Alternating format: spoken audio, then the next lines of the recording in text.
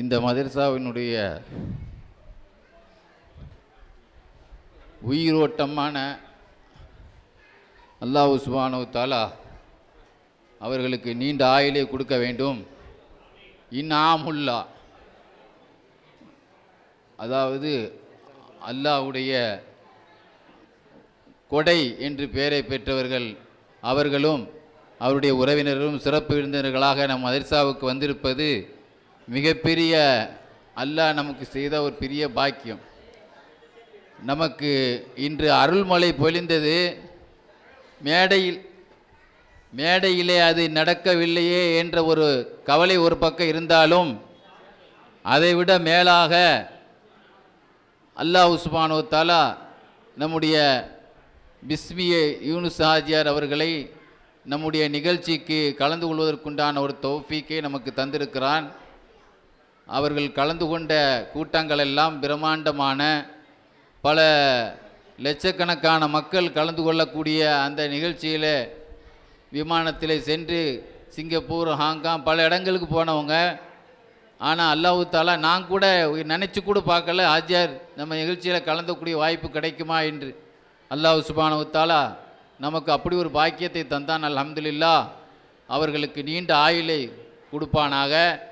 கண்ணியத்திற்குரியவர்களே, இந்த மதரசா எப்படி ரசூலுல்லாஹ் மதீனாவுக்கு போன பிறகு தான் இஸ்லாம் உலகத்துக்கே போச்சு.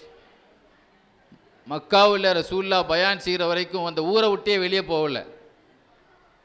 போகலை என்பதனால தான் ரசூலுல்லாஹ் ஊரை விட்டே வெளியே போனாங்க. என்னைக்கு மதீனாவுக்கு போனாங்களோ உலகத்துக்கே இஸ்லாம் போயிடுச்சு. அந்த உலகத்துக்கே இஸ்லாத்துக்கு கொண்டு போனது யாருன்னா மதீனா அன்சாரி சஹாபாக்கள். அந்த ஊரில் இருக்கக்கூடிய பணக்காரங்கன்னு சொல்ல முடியாது, அந்த ஊரில் இருக்கக்கூடிய மனசு உள்ள செல்வ மக்கள். அல்லாஹ் தஆலா அந்த சஹாபாக்களுக்கு ஒரு அழகான பேர் கொடுக்குறான். அவர்களெல்லாம் பேர் உதவியாளர்கள். அந்த பேர் அவர்களுக்கு மட்டுமே அந்த குறிப்பான ஒரு பேர். அது மாதிரி ஒவ்வொரு பொருளுக்கும் ரசூலுல்லாஹ் ஒரு ஹதீஸில் சொன்னாங்க, லிகுல்லி ஷையின் கல்புன், உலகத்தில் ஒவ்வொரு பொருளுக்கும் ஒரு இதயம் உண்டு. குர்ஆனுடைய இதயம் எதுன்னா யாசின்னு சொன்னாங்க. அது மாதிரி நாங்கள் உளப்பூர்வமாக சொல்கிறோம், எங்கள் மதரசாவுக்கு இதயம் சொன்னால் ஆஜியார் அவர்கள் தான். அதை முகஸ்துதிக்காக நாம் சொல்லலை. அப்படி சொல்லலாம் நன்றியாக ஆகாது. ரசூலுல்லாஹ் ஒரு ஹதீஸில் சொன்னாங்க, மல்லம் யஷ்குரு நாசலம் யஷ்குருல்லா, முதல்ல மனுஷனுக்கு நன்றி செய்யின்னு சொன்னாங்க. அந்த அளவுக்கு நாயகர் விளம்பரத்தை விரும்பாதவர்கள், வலது கைக்கு செய்கிறதை இடது கைக்கு தெரியக்கூடாது என்று இந்த நிகழ்ச்சியில் கூட ஹாஜியார் அவர்கள் நீங்கள் தான் வர்றதை உறுதி செய்த உடனே நான் ஏதாவது ஆலிமாக்களுக்கு செய்யணுமேன்னு சொன்னாங்க. ஹாஜியார் நீங்கள் வர்றதே எங்களுக்கு பரிசு தான் சொன்னேன். இல்லை நான் ஏதாவது பிள்ளைகளுக்கு செய்யணும்னு சொன்னாங்க. அது இன்ஷா அல்லாஹ் அந்த பரிசளிப்பில் அவர்கள் செய்வார்கள்.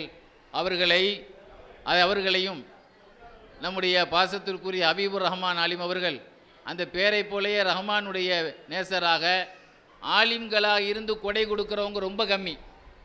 ஆலிம்கள் வசதியாக இருக்கிறது ரொம்ப கம்மி. அதுலேயும் வசதியாக வந்துட்டு அவங்க கொடை கொடுக்குறங்கிறது ரொம்ப கம்மி.